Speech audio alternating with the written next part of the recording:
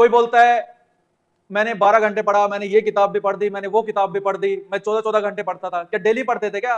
जय Hind everyone and welcome to the platform of AVKS academy. Today we will talk about the most important topic of students life. जी हाँ, हम बात करेंगे 5 ऐसे रीजंस के बारे में जिनकी वजह से स्टूडेंट्स अपना एग्जाम क्लियर नहीं कर पाते हैं। सबसे पहले अपने बारे में थोड़ा बता दूं आपको। My name is Naveen Shokan and I cleared many competitive exams including CAPF assistant commandant. I have mentored many students and those students have cleared these exams including CAPF, AC and other defense related exams. अपने learning and experience के behalf पे दूसरों से जो मैंने observe किया है उसके बेसिस पे मैं 5 रीजंस आपको बता सकता हूं कि अगर आप इन रीजंस को टैकल करेंगे, इन रीजंस पे ध्यान देंगे अपनी जर्नी के बारे में, तो आप अपने एग्जाम को क्लियर कर पाएंगे और आपको उस लिस्ट में नहीं आना पड़ेगा कि जो लोग अपने एग्जाम को क्लियर नहीं कर पाते हैं। तो लेट्स स्टार्ट। सबसे पहले हम बात करेंगे फर्स्ट रीजन के बारे में। It is all about the half knowledge of subjects and incomplete syllabus. आप पाएंगे मोस्ट ऑफ द स्टूडेंट्स आधा ही सिलेबस पेपर में पढ़ के जाते हैं या किसी भी चैप्टर का आधा ही उसके पढ़ के जाते हैं। अगर सब्जेक्ट की हम बात करें कि इंपॉर्टेंट टॉपिक्स वो पढ़ के चले गए। माय डियर फ्रेंड, अगर आपके 125 क्वेश्चंस आ रहे हैं एग्जाम में और आप 80 या 90 क्वेश्चंस का ही स्टफ पढ़ के जा रहे हैं, जिनमें से भी चांसेस हैं कि आप 60 कर पाएंगे, क्योंकि this exam is conducted by the UPSC and आपको यूपीएससी का लेवल बहुत अच्छे से पता है। It is well known for its unprediction. आप ये बिल्कुल प्रिडिक्ट नहीं कर सकते। हाँ, पीवाईक्यू से एनालिसिस आप कर सकते हैं कि इस एग्जाम की, इस सब्जेक्ट की ये वेटेज रही, इस सब्जेक्ट की ये वेटेज रही, but you can't neglect any subject. Either it is economy और इन्वायरमेंट और इंटरनेशनल ऑर्गेनाइजेशंस और we can say international relations. मैं अक्सर देखता हूं कि स्टूडेंट्स इन सब्जेक्ट को इंपॉर्टेंस देता ही नहीं है। उसकी हायर डिपेंडेंसी रहती है पॉलिटी, जियोग्राफी एंड कुछ हद तक हम कह सकते हैं साइंस एंड हिस्ट्री।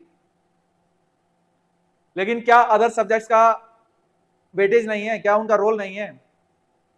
2023 के एग्जाम में आपको देखने को मिला होगा कि जो लोग मैथमेटिक्स एंड रीजनिंग के लिए मेंस्ट्रुएशन वाला चैप्टर छोड़ के जाते थे, उनको उस चीज का हर्जाना भरना पड़ा। इन शॉर्ट मैं कहूं तो आपके लिए एक डिफाइंड सिलेबस है और आपको वो सिलेबस करना चाहिए। स्टूडेंट के लिए ये एक ड्रीम होगा, किसी के लिए एक गोल होगा, और मैं भी इसको एक गोल की तरह देखता हूं। हर गोल को अचीव करने के लिए एक पर्टिकुलर डिमांड होती है। अगर आप उस डिमांड को फुलफिल करेंगे तो you can achieve that goal. तो फर्स्ट डिमांड हमें फुलफिल करनी है कि we have to do complete syllabus. We have to read, revise and recall each and every subject, either it is for paper 1 and paper 2। दूसरा सबसे बड़ा reason है जो स्टूडेंट्स का हम अक्सर देखते हैं, वो है lack of guidance. Lack of guidance in paper 1 and paper 2 also. बहुत सारे स्टूडेंट्स को ऐसा लगता रहता है कि मैं पेपर 2 नहीं कर पाऊंगा, पेपर 2 नहीं कर पाऊंगा, paper 1 I can do easily. ये अक्सर स्टूडेंट्स बोलते रहते हैं, लेकिन जब टेस्ट में मार्क्स नहीं आते हैं ना, तो उन्हें पता चलता है कि पेपर 2 चेक ही नहीं होता है, क्योंकि पेपर 1 की कट ऑफ ही उनसे पार नहीं हुई। Your first target should to complete और to cross the paper 1 cut off. अगर पेपर 1 में 150 प्लस आपका एक लेवल है, पेपर 2 आप कर ले जाएंगे, लेकिन पेपर 2 के लिए प्रैक्टिस की आपको जरूरत पड़ेगी। लेकिन इन सब में गाइडेंस का बहुत इंपॉर्टेंट रोल है। एग्जाम्पल के माध्यम से आपको बताऊं, अगर आप एक बैलून देखते हैं और उसमें हवा भरते हैं, एनर्जी आप उसमें डालते हैं और उसको छोड़ के देखना, वो इधर उधर घूमेगा, किसी भी डायरेक्शन में जाएगा। आप जिस डायरेक्शन में चाहेंगे उस डायरेक्शन में और मे नॉट भी वो जाए, लेकिन एक फिक्स डायरेक्शन में वो नहीं जाएगा। लेकिन वही रॉकेट की बात आती है, आपने देखे हमारे इसरो के साइंटिस्ट जब रॉकेट लॉन्च करते हैं, एक पर्टिकुलर डायरेक्शन है, सब कुछ प्री डिफाइंड है, उसी डायरेक्शन में वो जाता है। ऐसा क्यों? एनर्जी तो दोनों के अंदर है, उनको डायरेक्शन देने की बात है। पेपर 1 में टाइम कैसे मैनेज करना है, पेपर 1 में किस चीज पे कितना टाइम लगाना है, पेपर 2 में पहले क्या अटेम्प्ट करना है। आइडियली हमको 200 नंबर के लिए 180 मिनट मिलती हैं, लेकिन क्या ये सच है क्या कि हमें हर 20 नंबर के लिए 18 मिनट वहां पे एस्से के लिए, आर्गुमेंट के लिए मिलेगी? बिल्कुल नहीं। स्टैंप लगाने में, अदर एक्टिविटीज में, पानी पीने में, इनमें भी तो टाइम जाएगा ना। कोई ऐसे 20 मिनट में होगा, कोई 15 में भी होगा। कैसे हम मैनेज करें उसको, पहले किस पोर्शन को अटेम्प्ट करें? This is the role of guidance. Guidance एक वेरी इंपॉर्टेंट पार्ट है किसी भी स्टूडेंट की लाइफ का। यही एक सबसे बड़ा रीजन रहता है कि कोई अपना फर्स्ट अटेम्प्ट में एग्जाम को निकालता है, कोई 2 साल में, कोई 3 साल में। पढ़ाई तो तीनों कैंडिडेट्स ने की होती है, गाइडेंस आपका टाइम बचाती है। जो चीज आप खुद की गलती करके सीखेंगे ना, मतलब आपको डबल एफर्ट, आपको डबल टाइम उस पर लगाना होगा, गाइडेंस की हेल्प से आप डेस्टिनेशन तक पहुंच सकते हैं। तीसरा जो सबसे बड़ा रीजन है टेस्ट सीरीज का, टेस्ट सीरीज लोग लगाते ही नहीं है। मैंने अभी 3R की बातें की, रीड, रिवाइज, रिकॉल। रीड के लिए बेसिक बुक्स हम पढ़ते हैं, एनसीईआरटी पढ़ते हैं, स्टैंडर्ड बुक्स पढ़ते हैं, लेकिन रिकॉल कहां से करते हैं उस चीज को? रिकॉल आपको करना है टेस्ट सीरीज की हेल्प से। टेस्ट सीरीज आपकी टाइम मैनेजमेंट में भी हेल्प करती है। टेस्ट सीरीज आपको एक पर्टिकुलर डायरेक्शन में रखती है कि एग्जाम की ये डिमांड है, ये पीवाईक्यूज थे, मुझे इसी डायरेक्शन में जाना है। पॉलिटी तो एक एसएससी एस्पिरेंट भी पढ़ता है, एक सिविल सर्विसेज एस्पिरेंट भी पढ़ता है, एक सीडीएस एस्पिरेंट भी पढ़ता है, एक सीएपीएफ एस्पिरेंट भी पढ़ता है। तो what is the difference? Nature of the question is the difference. आपको वो डिफरेंस पहचानना है। एक टाइम बाउंड मैनर में चीजों को आप रिकॉल कर पा रहे हैं या नहीं कर पा रहे, टेस्ट सीरीज ये आपको दिखाएगी। क्या आप सिली मिस्टेक्स कर दे रहे हैं? वो सब प्रैक्टिस आपको जो करनी है ना, practice makes a person perfect, वो टेस्ट सीरीज है इस एग्जाम में। Not only about paper 1, paper 2 also. आप फर्स्ट ऐसे लिख के देखेंगे घर पे, 22 मिनट 23 मिनट ऐसे लगेंगे। प्रैक्टिस एक ऐसी चीज है जो उसको 17 to 18 मिनट्स पे लेके आती है। प्रैक्टिस ही एक ऐसा, ये टेस्ट सीरीज ही एक ऐसा एरिया है जहां पे आप एक्सपेरिमेंट्स कर सकते हैं, क्योंकि एग्जाम में आप एक्सपेरिमेंट्स करेंगे ना तो उसका हर्जाना आपको 1 साल देना होगा एक्स्ट्रा अपनी लाइफ का। चौथा जो सबसे बड़ा रीजन है वो है इनकंसिस्टेंसी या irregularity in the study manner. Students कोई मूवी देख ली, कोई क्लिप देख ली, यूट्यूब शॉर्ट देख ली, इंस्टाग्राम रील देख ली, मोटिवेट हो जाते हैं 1 दिन के लिए, 2 दिन के लिए। एग्जाम की डिमांड है आपको 6 से 8 घंटे पढ़ना है। 14 घंटे भी नहीं कह रहा मैं, 6 से 8 घंटे की एवरेज आपको मेंटेन करनी है। 8 मंथ्स मिनिमम आपको पढ़ना है and you can crack this exam. लेकिन ये सब चीजें कंसिस्टेंट मैनर में होनी चाहिए। डेली मतलब डेली, या तो आप खुद के प्रति इतने ज्यादा रिस्पॉन्सिबल और अकाउंटेबल हो कि खुद को डेली रिपोर्ट दो, या कोई ऐसा आपके लिए होना चाहिए जिसके प्रति आप रिस्पॉन्सिबल हो, मुझे डेली ये रिपोर्ट इनको सबमिट करवानी है, तब आप कंसिस्टेंट रह पाएंगे।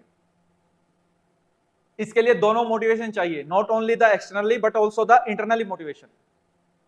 एक मोटिवेशन कभी काम नहीं करती, क्योंकि उसका 5th रीजन पे मैं आऊंगा। अभी एक मोटिवेशन इंटरनली अगर सिर्फ मोटिवेशन हो तो क्यों काम नहीं करती, या 5th रीजन में मैं आपको बताऊंगा।